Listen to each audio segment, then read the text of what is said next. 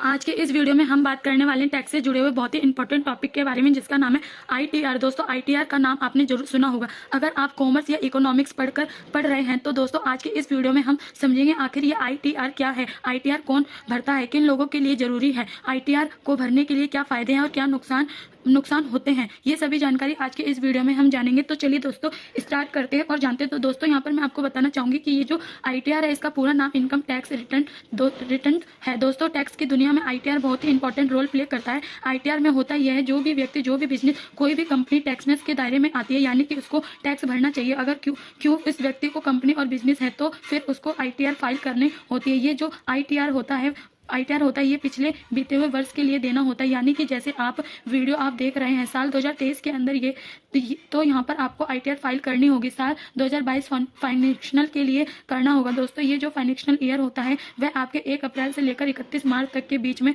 होता है। वहाँ पर दोस्तों मैं आपको बताना चाहूँगी, इसके अंदर किसी भी व्यक्ति, किसी भी बिजनेस द्वारा कमाई गई जो इनकम होती है उस पर लगाने वाला टैक्स होता है। वो यहाँ सभी जानकारी इस आईटीआर के अंदर मौजूद रहती है। और ये जो कंप्लीट आईटीआर बनाया जाता है तो फिर उसको भेजा जाता है भारतीय इनकम टैक्स डिपार्टमेंट के पास। वहां से इसको चेक करते हैं। दूसरा दोस्तों, आज के समय में जो आईटीआर फाइल की जाती है वो यहाँ पर ज़्यादातर ऑनलाइन मोड से की जाती है, यानी कि ऑनलाइन आईटीआर फाइल की जाती है। लेकिन जो सिटीजन सीनियर होते हैं, जो बुजुर्ग होते हैं, उन लोगों के लिए यहाँ पर ऑफलाइन मोड पर को भी एक्टिव रखकर गया है। वह जाकर भी अपने आईटीआर फाइल को कर सकते हैं। अब दोस्तों बात करते हैं कौन लोग इस आईटीआर को भरता है या फिर भर सकता है। दोस्तों कोई इंडिविजुअल व्यक्ति हो सकता है जो इसे भरने के दायरे में आता है, वह आईटीआर भर सकता है। कोई कंपनी, कोई बिजनेस, कोई फार्म हो सकता है जो कि इस आईटीआर को भरता है। इसके अलावा कोई इंटरेस्ट हो सकता है, कोई समाज हो सकती है, इसको यहाँ आईटीआर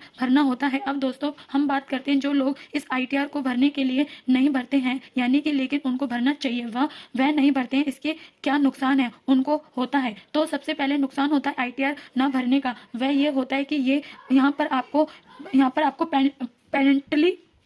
पेनल्टी देनी होती है। साथ ही जो आईटीआर के जो रकम होती है उस पर आपको इंटरेस्ट भी यहाँ पर देना होता है। आईटीआर ना भरना होता है तो यहाँ पर आपके खिलाफ लीगल एक्शन भी लिया जा सकता है, जिसमें सबसे पहले कदम आता है लीगल नोटिस आपका इशू किया जाता है, जिसमें आपके बोला जाएगा कि आपको आईटीआर जल्द से जल्द भरना है। और अगर आप फिर भी नहीं भरते हैं तो लीगल स्ट्रिक्ट एक्शन आपके खिलाफ लिया जा सकता है। अब दोस्तों बात करें जो लोग टाइम टू टाइम अपना आईटीआर भरते हैं, ये उनको इसके क्या फायदे होते हैं। तो उनको दोस्तों सबसे पहला फायदा होता है, कोई भी जब लोन लेना जाते हैं तो आईटीआर उनका चेक किया जाता है। जब उसे आईटीआर में सभी चीज करेक्ट होती है, कोई भी बैंक बहुत आसानी से उनको व्यक्ति को लोन दिया जाता है। दूसरा दोस्तों फायदा होता है कि अगर वह व्यक्ति, आप कोई कंपनी से रिलेटेड व्यक्ति विदेश जाना चाहता है तो वीजा के लिए आईटीआर जरूरी होता है। अब आप आईटीआर टाइम टू टाइम भरेंगे अच्छे से तो आपका रिकॉर्ड होगा, आपका वीजा क्लियर होगा, वो भी जल्दी से जल्दी मिल जाता है। अब आपको अच्छे से समझ में आ गया होगा आईटीआर क्या है, कौन लोग इसे भरता है, इसके फायदे और नुकसान क्या है। तो फ्रेंड्स मेरी वीडियो अच्छी लगी तो प्लीज मेरे चैनल को सब्सक्राइब करें और मेरी वीडियो को लाइक करें।